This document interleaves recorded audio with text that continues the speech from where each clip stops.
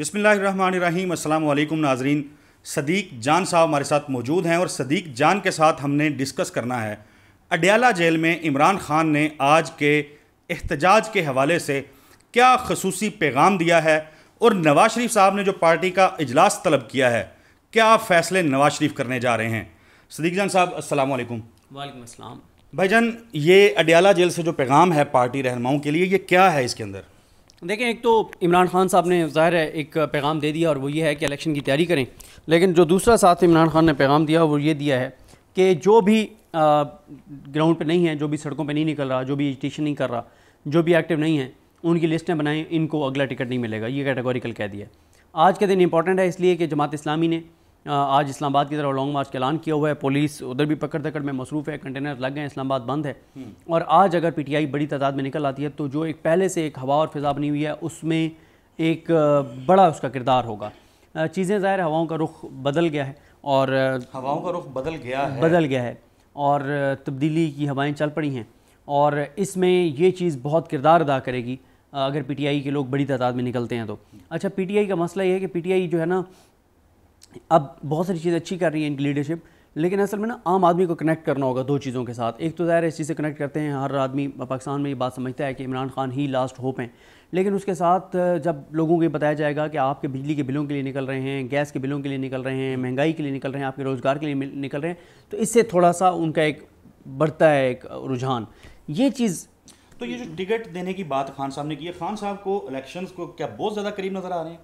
खान साहब का ख्याल ये है कि मैक्सिमम 5 साढ़े 5 माह ये असम्बली और चलेगी, क्योंकि खान साहब के सामने जब खान साहब को बताया गया कि फ़लाँ भी मखसूस नशस्त पे ख़ातून आना चाह रही है, फ़लाँ भी आना चाह रही है, फ़लाँ को भी रिकमेंड किया गया, फ़लाँ को भी रिकमेंड किया गया है, तो खान साहब ने कहा कि खान साहब के जहन में ये है कि बहुत सी ख़वातीन जिनका शायद लोग एक्सपेक्ट करते हों या ख्वाहिश करते हों कि उनका नाम होना चाहिए मखसूस नशस्तों की लिस्ट में, शायद उनका नाम ना हो, क्योंकि इमरान खान साहब, मुझे जो लगता है कि इमरान खान साहब ये चाह रहे हैं कि कुछ ऐसे नाम वो अभी उनको एडजस्ट कर दें 5 साढ़े 5 माह के लिए, ताकि वो भुगत जाएं, और बहुत से नाम जो शायद होने चाहिए उनको इमरान खान, ये है कि इमरान खान कहते हैं कि आगे हम हुकूमत में आ रहे हैं तो फिर हम जो है वो उनको एडजस्ट करेंगे।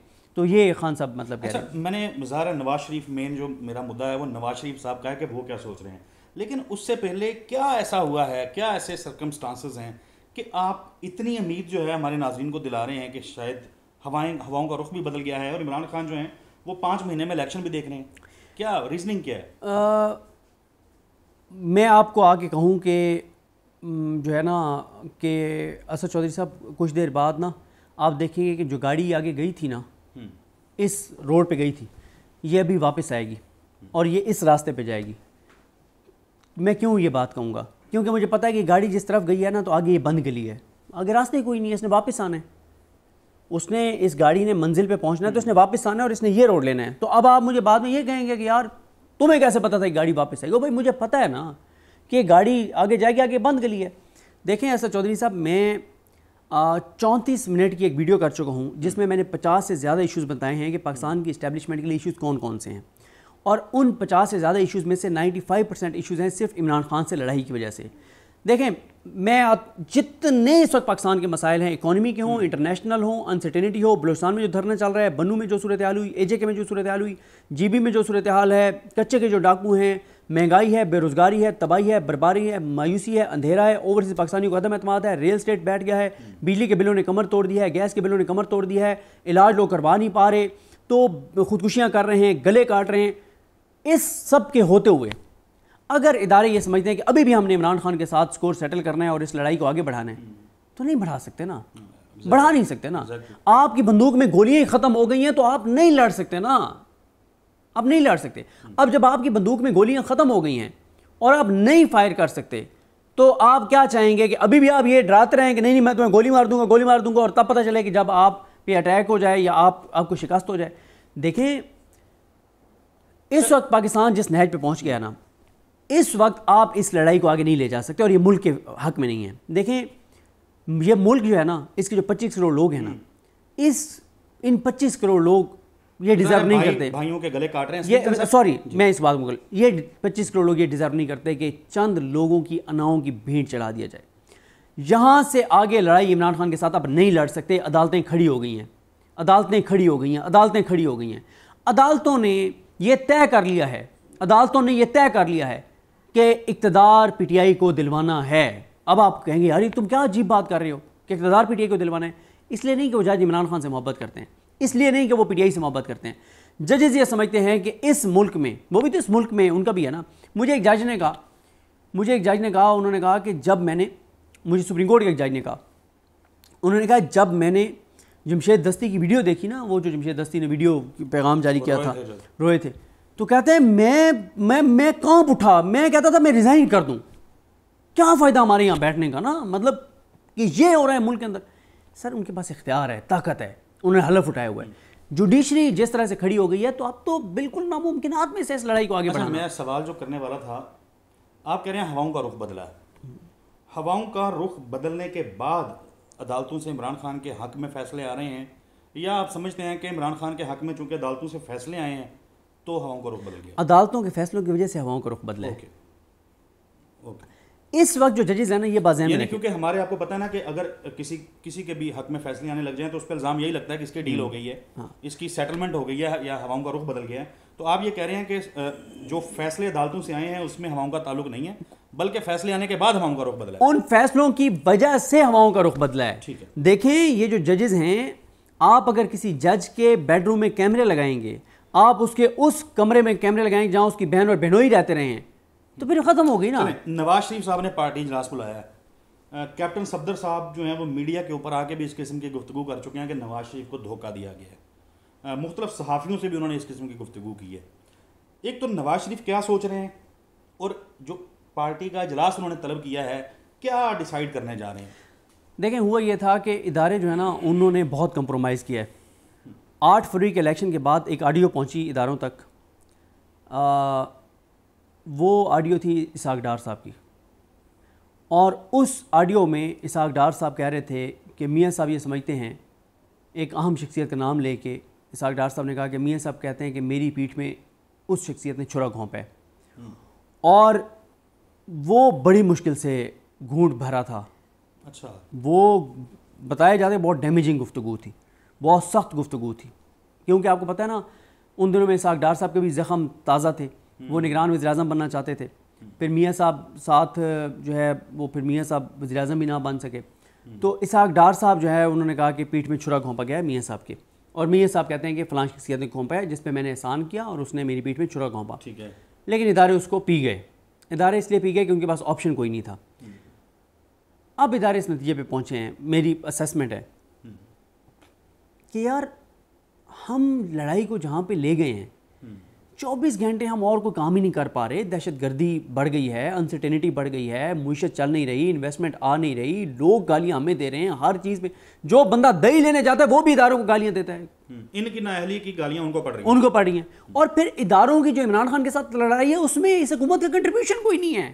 یعنی اداروں نے اگر پریس کانفرنس کروانی ہے چابی والے کھلونوں اور کھلونیوں سے, ٹھیک ہے, تو وہ بھی انہوں نے لکھ کے دینی ہے press conference. T V channels کو انہوں نے کہنا ہے کہ اس کھلونے کو لائیو دکھاؤ, ٹھیک ہے, ٹویٹیں انہوں نے لکھ کے دینی ہے. تو پھر بھائی جان پھر کیا ہو گیا ہے؟ لہٰذا میری اسیسمنٹ یہ ہے کہ ادارے اس نتیجے پہ پہنچیں کہ یار بہت ہو گیا, ٹھیک ہے, بجائے اس کے کہ آپ ججوں سے لڑیں, آپ سوشل میڈیا سے لڑیں, آپ عوام سے لڑیں, آپ پاکستان اوورسیز پاکستانیوں سے لڑیں, آپ کے پی کی حکومت سے لڑیں, آپ بلوچستان والوں سے لڑیں, آپ اے جے کے والوں سے لڑیں, آپ جی بی والوں سے لڑیں, ان ساروں سے لڑائی کے بجائے ایک ریئلٹی کو ایکسیپٹ کر لیں کہ عمران خان ایک ریئلٹی ہے. اگر پاکستان کے کروڑوں لوگ اس کے ساتھ ہیں تو ہیں, اور ہر آنے والے دن کے ساتھ اس کی پاپولیرٹی بڑھ رہی ہے. جو بچہ 18 سال کی عمر کو پہنچ رہا ہے وہ عمران خان کا ووٹر ہے, جو یہ ظلم دیکھ رہا ہے, جبر تشدد دیکھ رہا ہے, وہ عمران خان کا ووٹر ہے. لوگ ہمیں ملتے ہیں اور آگے میں آپ کو آج ایک بات بتاتا ہوں. میں ظاہر ہے اداروں کے لوگوں سے ملاقات کہیں نہ کہیں ہو جاتی ہے, جیسے آپ کہیں جاتے ہیں, کوئی بیٹھا ہوتا ہے, کوئی ان سے متعلقہ لوگ عدالتوں میں آتے ہیں, ساری چیزیں ہوتی ہیں, کیسز میں آئے بیٹھے ہوتے ہیں. میں نے ایک دن ان کو کہا, میں نے کہا دیکھیں اس وقت آپ کے حوالے سے سینٹیمنٹس جو ہے نا, مجھے نہیں پتا کہ آپ کے پاس رپورٹ ٹھیک آتی یا نہیں آتی گراؤنڈ سے. میں نے کہا میں عدالت میں بیٹھے ہوئے تھے, ایک کیس ہونا تھا تو اس کے لیے وہ لوگ آئے بیٹھے تھے. میں نے کہا ایک کام آپ کریں, ابھی تو اچانک حادثاتی طور پہ ہم یہاں پہ اسلام آباد کورٹ میں ملے ہیں نا، کورٹ روم میں. میں نے کہا آپ یہ جو لوگ آئے بیٹھے ہیں آپ کے ساتھ، آپ کا ٹرسٹ وردی بندہ ہوگا نا جس پہ سب سے زیادہ آپ کو اعتماد ہوگا. میں نے کہا ہوگا. کہتے ہیں ہاں ہے. میں نے کہا ابھی اس کو میرے ساتھ نکالیں، میرے ساتھ اپنی گاڑی میں بٹھائیں، مجھے میرے ساتھ تو چلے راجہ بازار، کسی پنڈی کے بازار یا کسی بیکورڈ ایریا کے بازار میں لے جائے. وہاں مجھے دیکھ کے اگر 5 بندے پہچانے گے نا یہ صدیق جان ہے، تو مجھے 5 بندے مل کے اور ان میں سے 4 کہیں گے کہ اللہ تمہاری حفاظت کرے، تمہیں ادارے قتل کروانا چاہتے ہیں. میں نے کہا یہ سینٹیمنٹس ہیں آپ کے بارے میں لوگ ایسا سوچنے لگتے ہیں، یہ آپ کے بارے میں لوگ سوچتے ہیں. ٹھیک ہے، تو میں نے کہا بس کر دیں، نہ کریں ایسے. اس ریئلٹی کو ایکسیپٹ کریں کہ پاکستان کے لوگ کہاں کھڑے ہیں. اور یا دیکھیں اسد چودھری صاحب کو اداروں کے پاس کوئی ایسی چیز ہوتی کہ آپ کہیں کہ وہ اس چیز کو چینج کر دیں گے نا، عمران خان کی محبت کم کر دیں گے، نون لیگ کی محبت. سر لوگوں کے خون میں شامل ہو چکی ہے ان کی نفرت. یہ جو شریف خان سن لیں اس کی وجہ کیا ہے، ان کی نفرت کیوں لوگوں کے خون میں شامل ہو گئی ہے. اس کی وجہ یہ ہے اسد چودھری صاحب، پہلے لوگوں کو یہ تھا کہ آج یہ ملک جہاں تک پہنچا ہے اس کے ذمہ دار، مطلب 2018 تک لوگوں کو تھا کہ یہ ذمہ دار ہیں، اس لیے لوگوں نے عمران خان کو ووٹ دیے.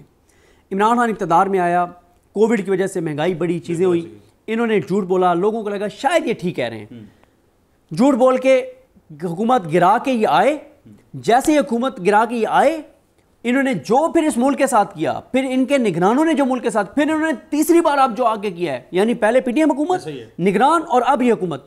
لوگ میں کہتا ہوں جو چھوٹے چھوٹے بچے ہیں نا ان کی گھٹی میں انہوں نے شامل کر دیا ہے، ان کی گھٹی میں شامل کر دیا ہے. ان کو بتا رہے ہیں لوگ اپنے بچوں کو جو ابھی بول نہیں سکتے ان کو بھی ویڈیو ظلم کی دکھا رہے ہیں.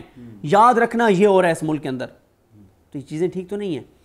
لہٰذا اسد چودھری صاحب، نواز شریف کیا کرنے جا رہے ہیں؟ نواز شریف صاحب نے اجلاس بلایا، اور نواز شریف صاحب نے جو اجلاس بلایا ہے اس میں وہ ڈسکس کریں گے کہ ہمیں کیا کرنا ہے. آیا ہم ویٹ کریں کہ عدالتوں سے ٹریبونلز کے فیصلے آئیں اور ہماری حکومت اس کے نتیجے میں چلی جائے، یا یہ ہے کہ شہباز شریف ریزائن کر دیں، مریم نواز ریزائن کر دیں، یا صرف شہباز شریف ریزائن کر دیں.